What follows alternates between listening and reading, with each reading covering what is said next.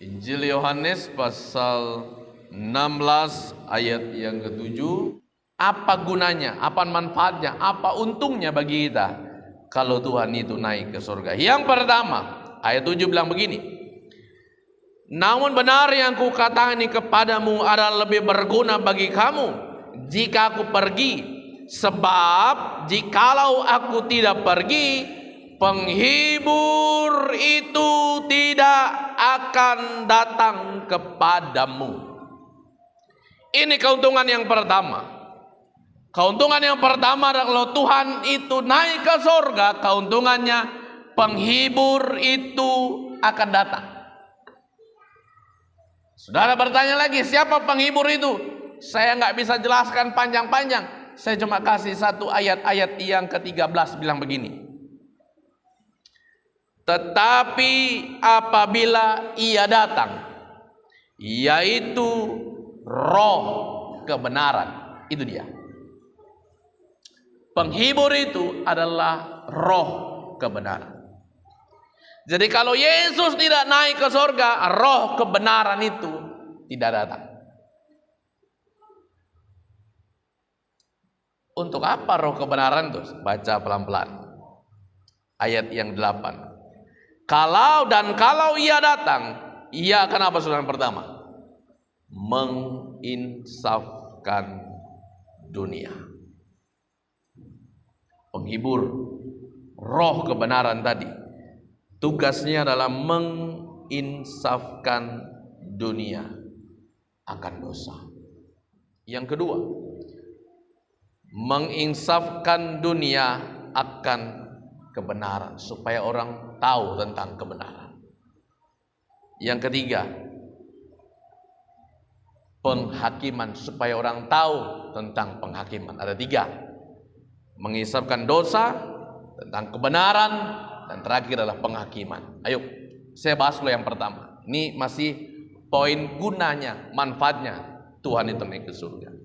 Yang pertama, roh ini, roh kebenaran ini ingin menginsafkan saya dan saudara dari dosa. Setiap jemaat yang membaca firman, roh itu bekerja dari dalam saudara, mengingatkan saudara, menginsafkan saya dan saudara. Yang kedua, dia mau sadarkan kita akan apa namanya kebenaran. Ini loh salah, ini yang benar. Kamu nggak doa ini salah, yang benar adalah doa. Kamu benci, marah ini salah, yang benar itu mengasihi, mengampuni. Dia mau sadarkan saya dan saudara itu. Dia mau sampaikan itu.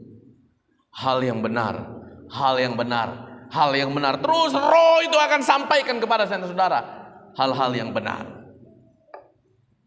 Dia sampaikan hal yang paling benar adalah Yesus. Cari Yesus. Cari Yesus. Cari Yesus. Cari Yesus. Saya susah, Yesus. Saya sedih, Yesus. Saya menderita nih, ada Yesus. Saya mengalami banyak kesulitan, yang benar dia akan munculkan Yesus. Yesus. Kita nyanyi ini. Yesus, Yesus,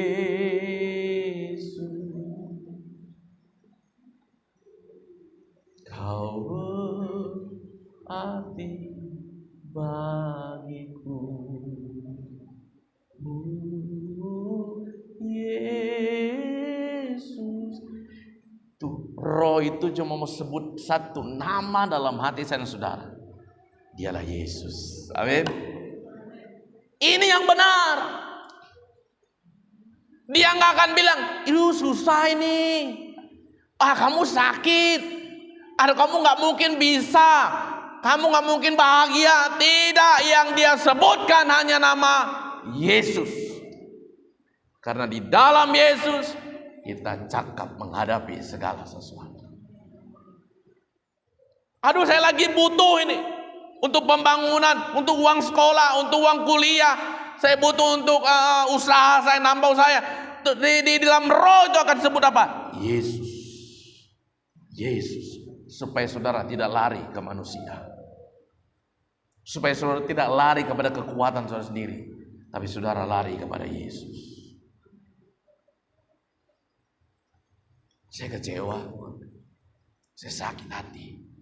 Saya nggak nyangka orang yang saya kenal baik, ya, nggak pernah ada masalah kami. Kenapa dia ngomong seperti itu?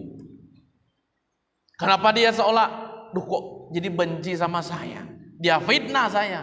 Tapi dalam roh kan bilang ini, Yesus. Karena hanya Yesus yang mampu membebat hati saudara.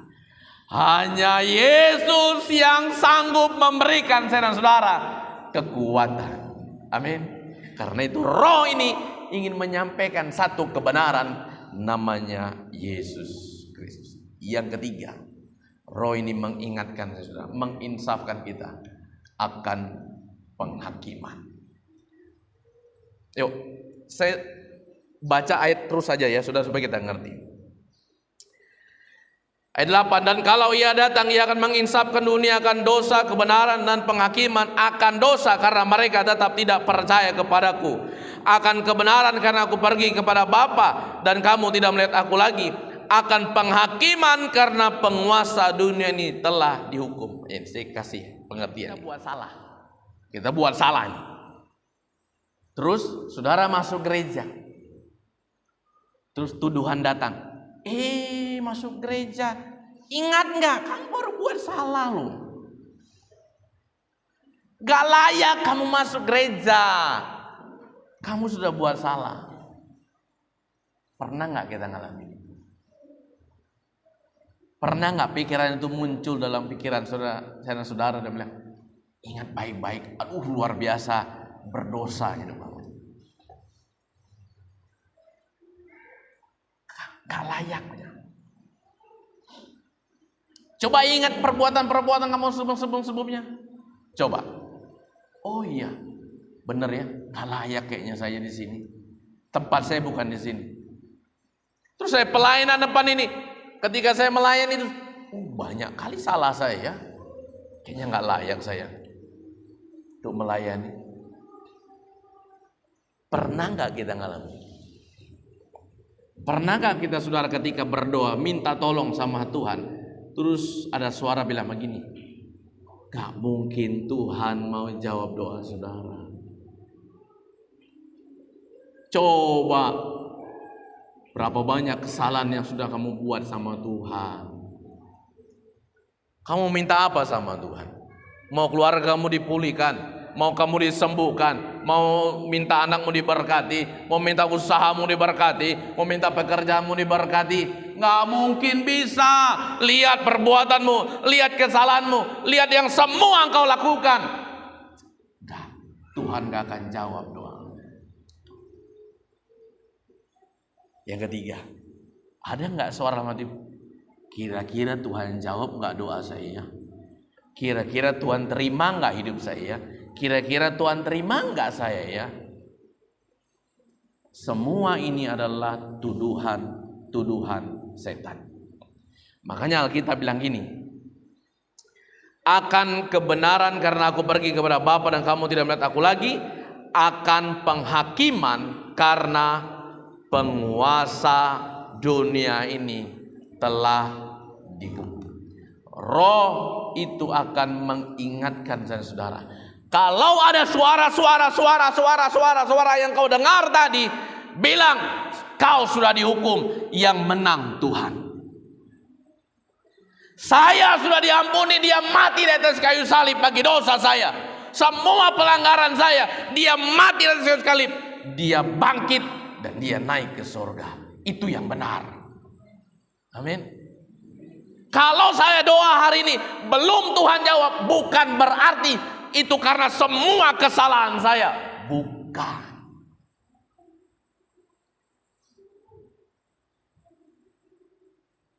Kalau hari ini saya berdoa sama Tuhan, terus Tuhan belum jawab doa saya, bukan karena saya punya banyak pelanggaran dulu-dulunya.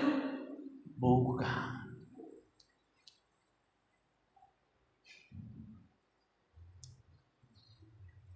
Kalaupun Tuhan belum jawab doa saya, karena Tuhan tahu waktu yang tepat bagi saudara-saudara. Jawaban doa Tuhan tidak pernah terintervensi dengan apapun yang saudara-saudara buat. Amin. Tidak. Saudara baca dalam kitab ini, berapa banyak orang yang datang kepada Tuhan, minta disembuhkan sama Tuhan. Kalau kita lihat backgroundnya, apakah semua orang baik? Enggak. Apakah semuanya orang-orang yang hidup di dalam bait Allah? Tidak. Bahkan ada satu wanita, namanya wanita Kanaan. Orang yang gak kenal namanya rumah ibadah, tapi dia datang sama Tuhan. Tuhan, sembuhkan anak saya. Tapi Tuhan bilang apa? Gak layak seekor anjing duduk makan bersama Tuhan. Gak layak. Tapi pada akhirnya Tuhan bilang apa? Imanmu telah menyelamatkan engkau. Kita ini sering banyak tuduhan, saudara. Dan penguasa dunia ini yang sering menuduh saudara. Dia ingin membuat saya dan saudara untuk tidak berubah. Ya, kenapa? Lihat, dengarkan baik-baik. Kita sering nyanyi gini, ku mau sepertimu Yesus, disempurnakan selalu. Artinya kita mau diubah hidup itu.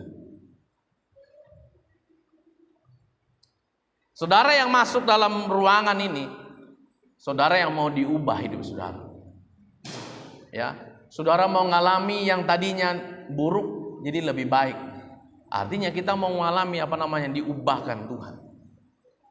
Kita mau sama seperti Kristus. Makanya gini, setan gak peduli saudara mau pelayanan, saudara masuk gereja, dia gak terlalu ngurus saudara.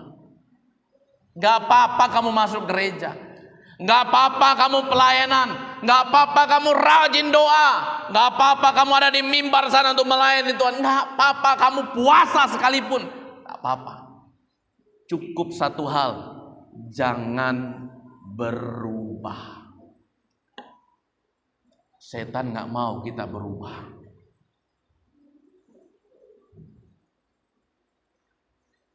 Mau pelayanan, silakan melayani. Jadi pengurus gereja, silakan jadi pengurus gereja.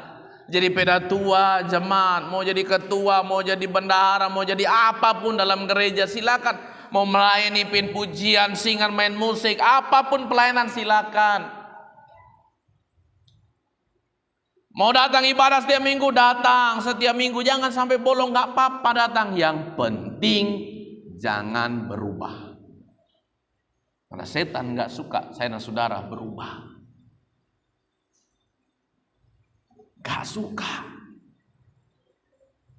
Dia mau terus saya dan saudara sama seperti awal. Boleh masuk gereja, keluar gereja tetap seperti awal, suka marah. Boleh melayani, keluar gereja suka judi. Nah, dia suka itu. Masuk gereja rajin setiap minggu, nggak apa-apa, masuk gereja. Yang penting keluar dari gereja nanti mabuk-mabukannya. Yang penting kamu jangan berubah. Nah, setan tuh kayak gitu tuh. Dia nggak mau kita berubah. Dia nggak mau saudara sama seperti Kristus. Dia nggak mau kita sama seperti firman. Nggak mau. Ini keuntungannya ketika Yesus naik ke sorga. Injil Yohanes pasal 14 mulai ayat yang pertama bilang gini, janganlah gelisah hatimu, percayalah kepada Allah, percayalah juga kepadaku. Di rumah Bapakku banyak tempat tinggal, jika tidak demikian tentu aku mengatakannya kepadamu. Sebab aku pergi ke situ untuk apa? Menyediakan tempat bagimu. Dan apabila aku telah pergi ke situ dan telah menyediakan tempat bagimu, aku akan datang kembali dan membawa kamu ke tempatku, supaya di tempat di mana aku berada, kamu pun berada. Amin.